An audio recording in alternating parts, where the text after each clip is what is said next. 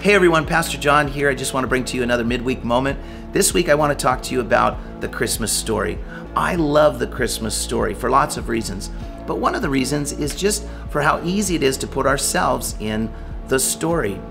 Of course, the whole thing is miraculous from beginning to end, but one of the things that jumps out to me is the people themselves and how they were quite ordinary.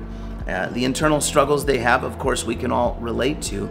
But what is more important to me is how God himself relates to us.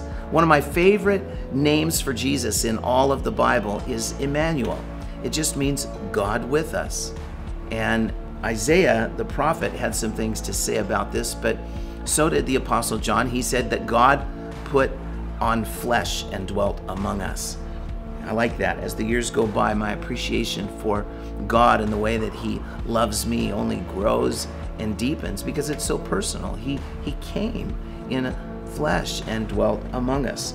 I want to share with you, though, just one aspect of the Christmas story that continues to transform my thinking and impact my heart and build my faith. And it has to do with the people that God chose. God revealed himself to many people, and he actually started doing so hundreds of years before Jesus was even born. For example, I think of Isaiah, who reminds us how important it is to just be humble and willing.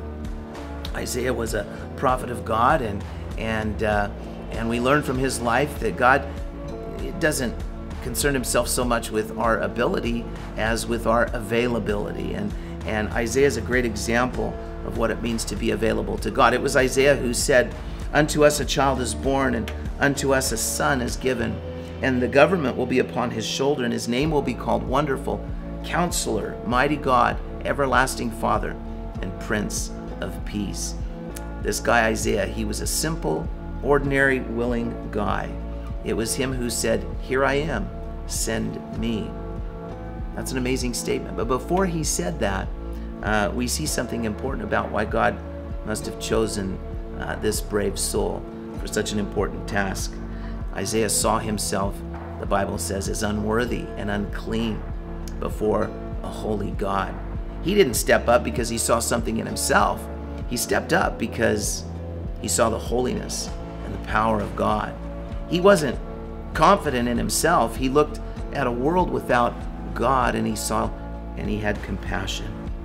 And much of what Isaiah wrote would be so important in helping the world recognize Jesus, the Prince of Peace, when he came. And in fact, Jesus himself quoted Isaiah and his writings over 700 years after they were given. And the point that I want to leave you with to consider is just this. It's so important for us to be willing to listen and obey. And when we humble ourselves and are willing to obey his calling in our lives, we get one of the best gifts of all. And it's just God revealing himself to us personally. So I hope that's a blessing to you. It continues to be a blessing in my life. This idea that God has revealed himself and he's come near, and Jesus is the one who made that possible. So God bless you as you celebrate the birth of Jesus this season.